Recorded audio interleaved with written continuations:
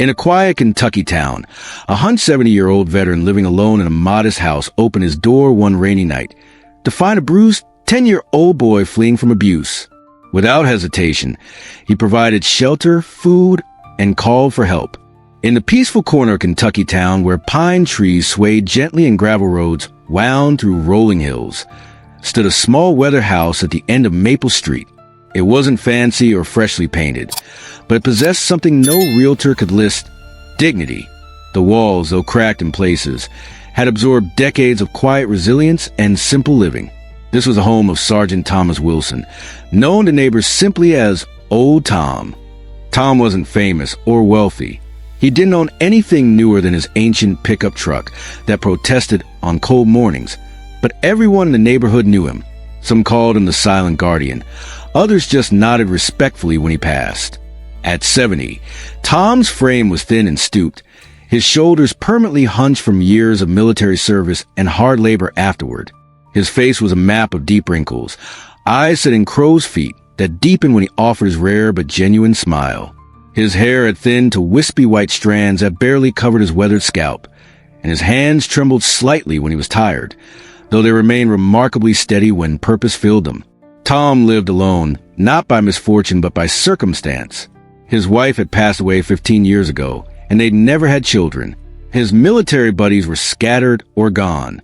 Yet Tom never allowed loneliness to overcome him. He lived by routine, rising with the sun, tending his small vegetable garden, fixing things for neighbors who couldn't afford repairs, and occasionally attending veterans' meetings at the community center. His home reflected his life, sparse but orderly. A simple wooden table, a worn armchair, bookshelves filled with history volumes, and on the wall, a shadow box containing a Purple Heart and a few service medals in a simple wooden frame. That evening had been like any other. Golden light spilled through Tom's kitchen window as he stirred a pot of beef stew, his specialty from Army days. The radio played softly in the corner, half music, half static. His movements were slow now. Age had claimed its toll, but his spirit remained undiminished. Outside, a gentle rain had begun to fall, drumming a soothing rhythm on the tin roof. Tom had just ladled stew into a chip bowl when he heard it. A soft, hesitant knock, barely audible above the rain. He paused, spoon midair. Few people visited, especially after dark. He set down his dinner, bones creaking as he rose from his chair. Years of military training had left him cautious, aware but not alarmed. He walked slowly to the door, his slight limp more pronounced after sitting. When he opened it, the sight before him shifted everything he thought he knew about quiet evenings. Standing there was a boy, no more than 10, soaked from the rain and shivering. His thin arms were wrapped tightly around his chest. The child's face was pale beneath purple bruises, one eye swollen, his lips split. His clothes, a thin t-shirt and jeans, were soaked through and far too inadequate for the evening chill. What struck Tom most wasn't the boy's physical condition, though that was concerning enough. It was a look in his eyes. Not fear, but exhaustion. The gaze of someone who had run too far for too long and wasn't certain if what lay ahead was any better than what he'd left behind. The boy didn't say much, just 4 quiet words. "Please don't send me back." Tom, without hesitation, reached out his weathered hand, not with questions, not with conditions, but with the certainty of a man who recognized suffering when he saw it. He gently guided the boy inside, closed the door, and just like that, a new chapter began. The door clicked shut with a soft finality. Inside Tom's kitchen, the warm yellow light from his old lamp wrapped around the boy like a shield. The scent of beef stew and freshly baked bread filled the air, creating an island of comfort in a sea of uncertainty. The boy stood dripping on the worn linoleum, arms still crossed tightly, eyes darting corners as if expecting shadows to leap at him. Tom didn't rush him. For decades of military service and the years since it taught him the value of patience and the power of silence, he simply turned toward his cupboard, retrieved a clean towel, warm but freshly laundered, and set it gently on the table before ladling a bowl of stew. "Army recipe," he said, his voice low and steady. "Nothing fancy, but it'll warm you up. Got some bread, too." He placed the bowl down, added a thick slice of bread, and stepped back, giving the boy space to decide his next move. The child didn't budge at first. Then, cautiously, like a fawn approaching an outstretched hand, he moved toward the table. His fingers trembled as he reached for the spoon. The first bite was tentative, almost suspicious. The second came faster. He didn't speak, but his body language shifted, shoulders loosening slightly, breathing slowing. Tom busied himself at the sink, pretending to wash dishes already clean, giving the boy privacy while keeping him in view. The bruises on the child's arm, visible beneath his soaked sleeve, told a story that made Tom's jaw tighten. In his years, he'd seen various kinds of battle wounds. These were the worst kind, inflicted on the defenseless. When the boy finished, he looked up, meeting Tom's eyes directly for the first time. In that gaze hung an unspoken question. Am I safe here? Tom nodded once, a firm military acknowledgement. You got a name, son? His voice was rough as sandpaper, but steady as bedrock. The boy hesitated, then whispered, Nathan. Nathan. Tom repeated, like he was testing the weight of it. Strong name. Nathan's gaze dropped to the floor, his voice barely audible. Please don't call anybody. I'll be good. I just can't go back. Tom moved slowly to a chest in the corner, pulled out an old military blanket, olive green and sturdy. He draped it carefully over Nathan's shoulders.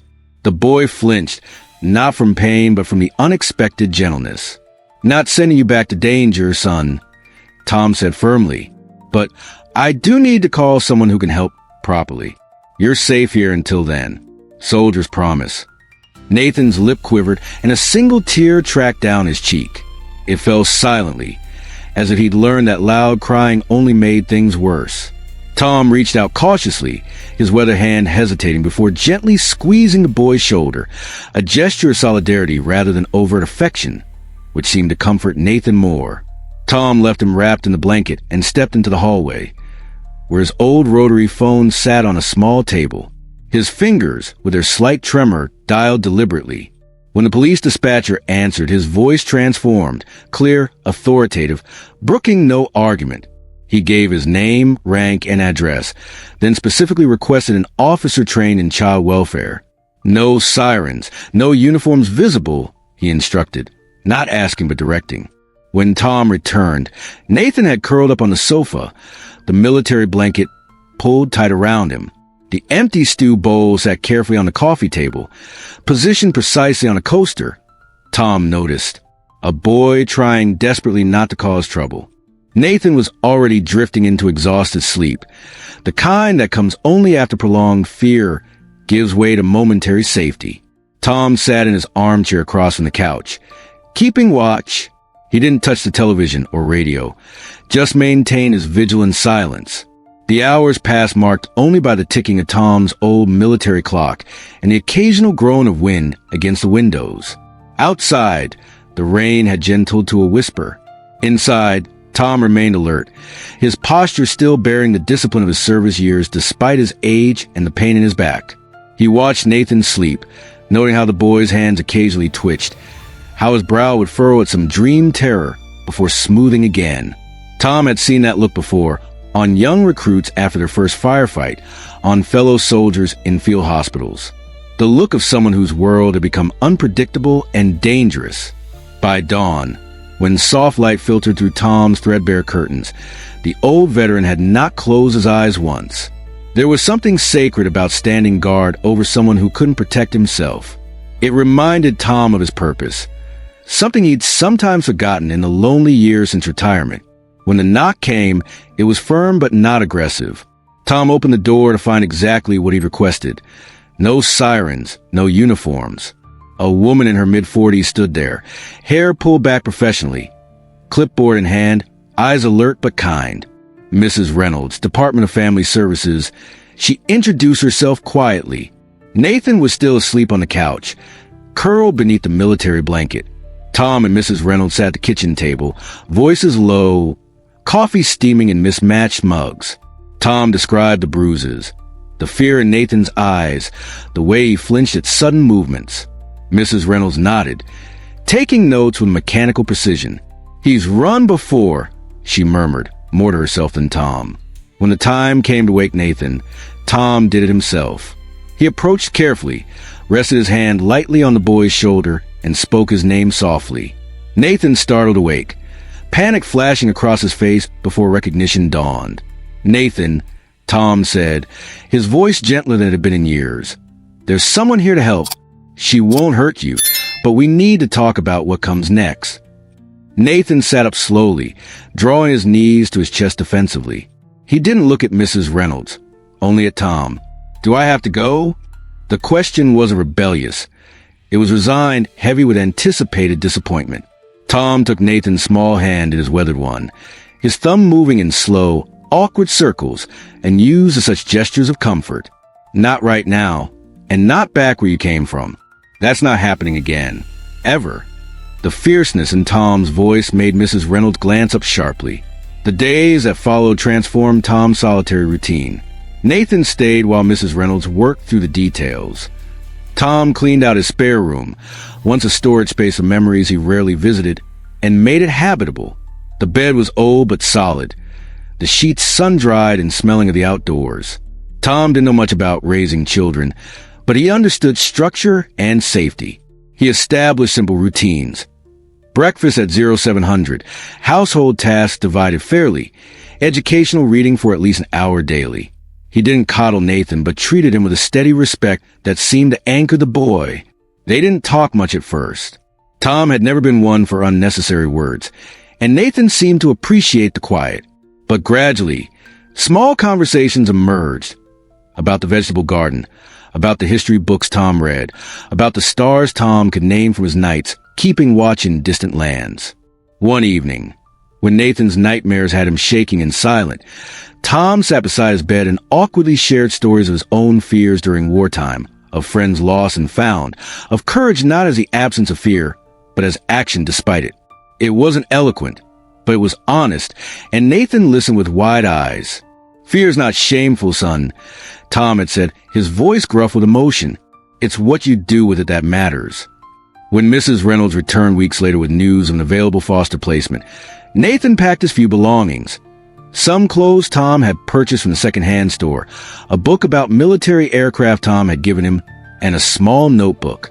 In that notebook, on the first page in Tom's careful, shaky handwriting, were written words Tom had once heard from his commanding officer.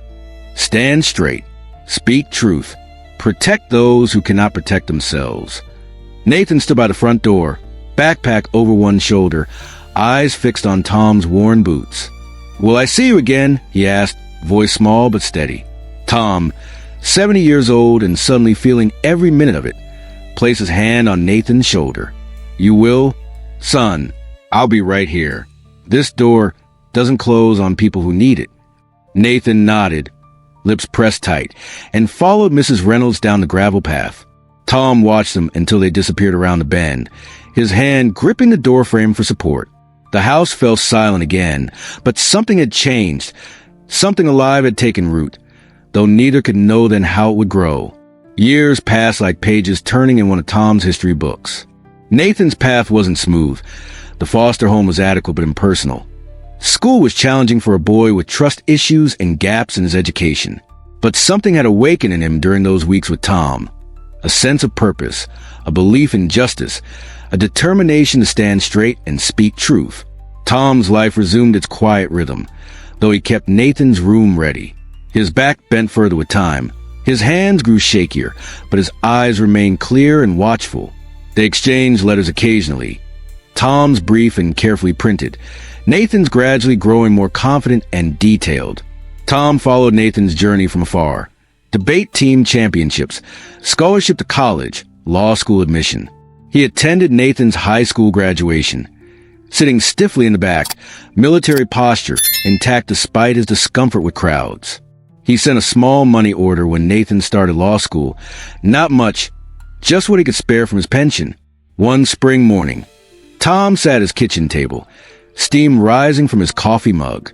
His joints ached more persistently now, and reading required stronger glasses. The mail that day brought a thick cream-colored envelope with no return address. Just his name and handwriting he recognized immediately. Inside was a single sheet, folded precisely. At the top embossed in deep blue, United States District Court. The letter was brief but weighted with meaning. Dear Sergeant Wilson, tomorrow I will be sworn in as a federal judge. The ceremony will be broadcast nationally. Before anyone else hears these words, I want you to know everything I began the night you opened your door. Your quiet strength built the foundation of my life. When they ask who shaped me, I will say your name. With respect and love, Nathan. The letter trembled in Tom's gnarled hands as he set it carefully on the table. His eyes, faded with age but still alert, drifted to the window where spring light illuminated his small garden. His heart felt full in a way he couldn't articulate. He'd never been good with emotional words, but there was pride there and something deeper that caught in his throat. Tom had never sought recognition or gratitude. He'd opened his door to Nathan out of the same instinct that had guided his life, the duty to protect those who couldn't protect themselves. Now, seeing what had grown from that simple act, he felt a quiet vindication of his life's principles. The next day, Tom's neighbor, young Mike Henderson, brought over his laptop. You need to see this, Mr. Wilson, he said, setting up on the kitchen table. Tom sat straight back in his chair as the screen flickered to life. The seal of the United States District Court appeared. Then Nathan, older now, dignified in his black robes, shoulders squared, chin raised with confidence but not arrogance. Tom barely moved as the ceremony began, his eyes fixed on a man who had once been a frightened boy at his door. Nathan's speech began with formal acknowledgments, but then without apology or hesitation. He told the story. He spoke of a rainy night, a bruised boy, and a stooped veteran who asked no questions but offered safety. He spoke Tom's name, Sergeant Thomas Wilson, with such respect that heads turned in the audience.